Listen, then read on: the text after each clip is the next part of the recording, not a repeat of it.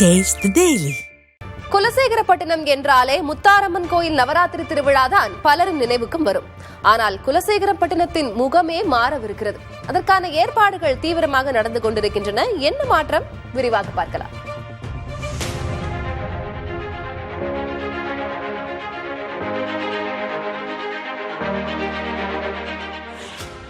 தூத்துக்குடி மாவட்டம் குலசேகரப்பட்டினத்தில் மொத்தமாக 2376 ஏக்கர் நிலப்பரப்பில் குலசேகரப்பட்டினம் ராக்கெட் ஏவுதளம் அமைப்பதற்கான திட்டம் இஸ்ரோவால் தயாரிக்கப்பட்டுள்ள நிலையில் தமிழ்நாடு அரசின் டிட்கோ இதுவரை 99% நிலத்தை கையகப்படுத்தி உள்ளது.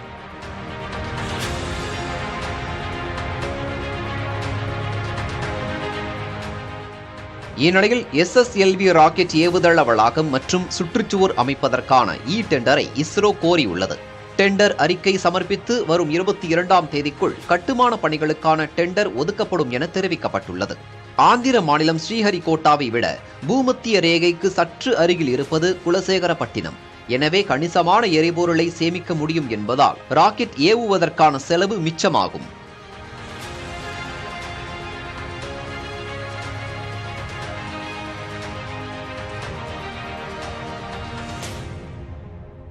துருவ பாதையை சுத்துற மாதிரி நம்ம செயற்கைக்கோள் அனுப்பணும்னா அங்கேருந்து அனுப்புறதுக்கு என்ன பண்ணுவாங்கன்னா முதல்ல தென்கிழக்கு திசையில ராக்கெட் அமைச்சு ஸ்ரீலங்காவெல்லாம் தாண்டின பிறகு வங்காள விரிகுடால திரும்பி அந்த ராக்கெட்டை திருப்பி தெற்கு திசைக்கு மாத்துவாங்க.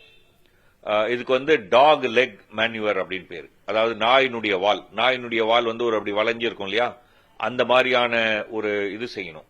இதனால உங்களுக்கு எரிபொருள் வேஸ்ட் ஆகும்.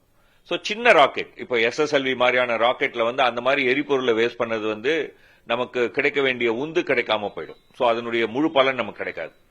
அதனால்தான் குலசேகரப்பட்டினத்தை SSLVக்காக தேர்ந்தெடுத்திருக்காங்க. சோ நீங்க குலசேகரப்பட்டினத்திலிருந்து நேரா கோடு போட்டீங்கன்னா கோடு ஃபுல்லா நீங்க கடல்ல தான்.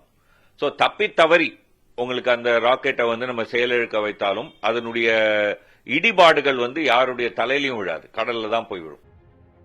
தற்போது ராக்கெட்டுக்கு தேவைப்படும் திரவ எரிபொருள் இங்கிருந்து மிக அருகில் நெல்லை மாவட்டம் மகேந்திரகிரியில் உள்ள திரவ எரிபொருள் மையத்திலிருந்து 1497 கிலோமீட்டர் தொலைவில் உள்ள விசாகப்பட்டினத்திற்கு கொண்டு சென்று ஸ்ரீஹரிகோட்டாவிற்கு மாற்றப்படுகிறது. குலசேகரன் பட்டினத்தில் ஏவுதளம் அமையும் போது 100 கிலோமீட்டர் தொலைவுக்கும் குறைவாக எரிபொருள் மற்றும் கிரையோஜெனிக் இயந்திரங்களை மகேந்திரகிரியில் இருந்து நேரடியாக கொண்டு செல்ல முடியும் என்பதால் பெரும் செலவு மிச்சமாகும்.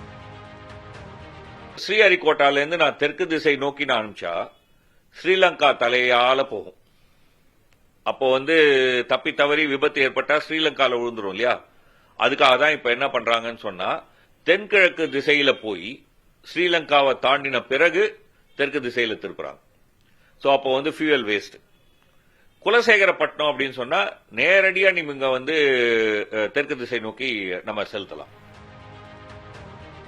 திருநெல்வேலி மாவட்டம் மகேந்திரகிரியில் ஏற்கனவே இஸ்ரோவிற்கான உந்து விசை மற்றும் திரவ எரிபொருள் மையம் அமைந்துள்ள நிலையில் அதையும் குலசேகரப்பட்டினத்தில் அமையவுள்ள புதிய ஏவுதளத்தையும் காரிடார் மூலம் இணைத்து அதன் மூலம் மாநிலத்தின் புத்தொழில் நிறுவனங்கள் சிறு குறு தொழில் நிறுவனங்களுக்கு வாய்ப்புகளையும் விண்வெளித்துறையில் முதலீடு செய்வதற்கான சூழலும் ஏற்பட்டுள்ளது.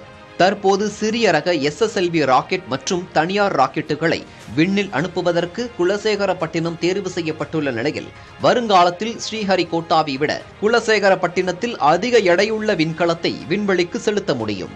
புதிய தலைமுறைக்காக செய்தியாளர் பாலவெற்றிவேல்.